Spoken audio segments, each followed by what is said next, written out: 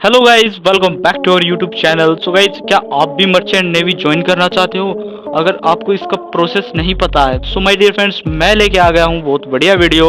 इस वीडियो में हम बात करेंगे how to join merchant navy after 12th। So guys, मैं इस वीडियो में डिटेल्स में आपको बताऊंगा और स्टेप वाइज आपको ज्वाइनिंग के प्रोसेस बताऊंगा कि आप कैसे ज्वाइन कर सकते हैं। सो गाइस, सबसे पहले हम बात करते हैं स्टेप 1 की।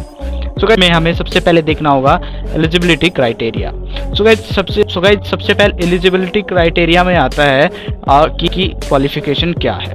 आप 12th पास होने चाहिए फ्रॉम पीसीएम विद 60%, ठीक है। और गाइस, ये होगा क्वालिफिकेशन है। और एक आता है एज का, आपकी 17 to 25 ईयर्स होनी चाहिए एज, और आपकी 6/6 आई साइड होनी चाहिए, ठीक है। और गाइस, फिर अब बात करते हैं हम स्टेप 2 की। सो गाइस, सबसे इंपॉर्टेंट इन्फॉर्मेशन मैं आपको बता दूं कि मर्चेंट नेवी जो है डायरेक्ट फॉर्म्स कभी नहीं निकालती है। आजकल काफ़ी ज़्यादा स्कैम्स चल रहे हैं, इंस्टाग्राम पे, फेसबुक पे, यूट्यूब पे, हर जगह स्कैम चल रहे हैं कि डायरेक्ट फॉर्म देते हैं, लिंक देते हैं, उसका भर दो, उस पर फिर आपके पास वो फॉर्म्स आ जाते हैं, उसमें आप सारी इन्फॉर्मेशन भर देते हो, फिर आपके पास कॉल आती है इंटरव्यू के लिए, इधर आ जाओ, जयपुर आ जाओ, उधर आ जाओ। सो गाइज, मैंने रियल लाइफ में भी किया है ये। मेरे पास भी एक कॉल आया था कि आपकी मर्चेंट नेवी ज्वाइनिंग हो जाएगी, आप जयपुर आ जाओ। सो गाइज, वो सब फ्रॉड होता है, सबसे डायरेक्ट फॉर्म कभी नहीं निकलता है मर्चेंट नेवी का, और आप इस झंझट में बिल्कुल ना पड़े तो अच्छा है। सो गाइज, तो फिर मर्चेंट नेवी डायरेक्ट फॉर्म तो निकालती नहीं है, तो फिर मर्चेंट नेवी हम ज्वाइन कैसे कर सकते हैं? So guys, merchant navy join करने का बिल्कुल आसान तरीका है। हमें एक IMU-CT का टेस्ट होता है, मर्चेंट नेवी का एक टेस्ट होता है IMU-CT, हमें उसको क्लियर करना होता है, ठीक है। वो साल में एक बार होता है, हमें उसको क्लियर करना पड़ता है। सो गाइज, आपको IMU-CT में बढ़िया रैंक लेके आना है, फिर उसके बाद आपकी काउंसलिंग होगी और फिर आपको कॉलेज मिलता है, ठीक है। अब बात चलते हैं हम स्टेप 4 में। सो गाइज, मैंने अभी बताया आपको कॉलेज मिलता है। आपके मन में आया होगा उस कॉलेज में क्या होता है। मैं आपको बता दूं, आपको पहले अपना यहाँ कोर्स सेलेक्ट करना पड़ता है कि आप कौन से कोर्स से मर्चेंट नेवी ज्वाइन करना चाहते हो।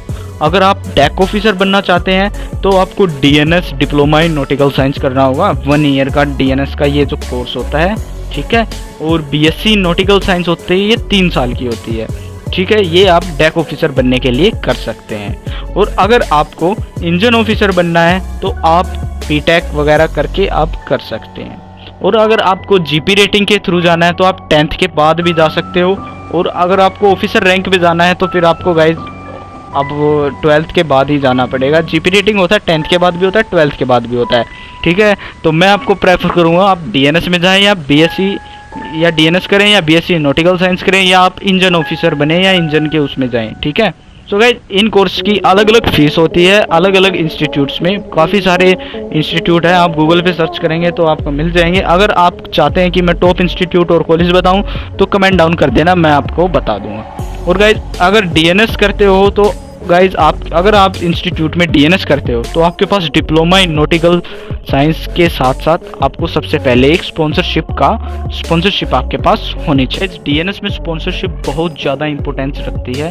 स्पॉन्सरशिप का भी एग्ज़ाम होता है और इस एग्ज़ाम्स को कंपनीज कराती हैं। बहुत सारी कंपनीज हैं, आप गूगल पे सर्च करोगे तो आपको दिख जाएंगी कंपनी काफ़ी सारी, जैसे बहुत सारी एंग्लो ईस्टर्न हो गई, मारिस हो गई, फ्लीट मैनेजमेंट हो गई, MSC हो गई, बहुत ज़्यादा कंपनी है भाई, बढ़िया बढ़िया कंपनी हैं। और आप वो कंपनी अपना स्पॉन्सरशिप एग्ज़ाम ऑर्गेनाइज करती हैं, आपको वो स्पॉन्सरशिप एग्ज़ाम देना होगा, उसको क्लियर करना होगा।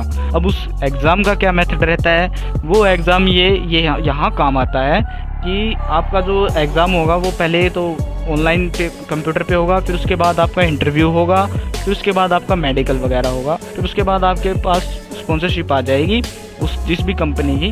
जैसे आपने MSc कंपनी की स्पॉन्सरशिप ले ली तो उस MSc वाले कहेंगे कि भाई आप DNS कर रहे हो ना, तो आप हमारी स्पॉन्सरशिप तो आपके पास है, तो आप कॉलेज से DNS का कोर्स करके आओ और फिर आपकी शिप पे ज्वाइनिंग हो जाएगी। सो गाइस, ये सबसे बेस्ट तरीका होता है मर्चेंट नेवी ज्वाइन करने का, DNS के थ्रू, ठीक है। अगर आप DNS कर रहे हो और आपके पास स्पॉन्सरशिप नहीं है तो मर्चेंट नेवी ज्वाइन होना मुश्किल है भाई, ठीक है। और अगर आप BSc या BTech कर रहे हो तो उसमें स्पॉन्सरशिप की ज़रूरत नहीं पड़ती।